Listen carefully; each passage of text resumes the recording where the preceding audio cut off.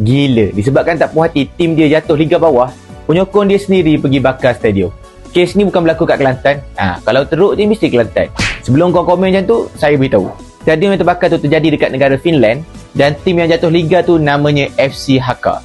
Kes ni baru jadi dalam beberapa hari lepas.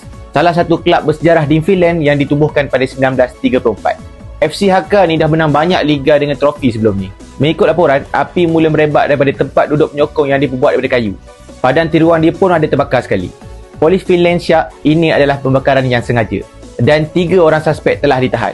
Apa yang paling mengejutkan, 3 suspek tu di bawah umur 15 tahun. 15 tahun bakar stadium. Seorang daripada mereka mengaku mulakan kebakaran. Namun disebabkan mereka semua di bawah 15 tahun, kes ni tidak boleh dikategorikan sebagai jenayah. Tapi mereka boleh dipertanggungjawabkan dari segi kewangan untuk ganti kos kerugian.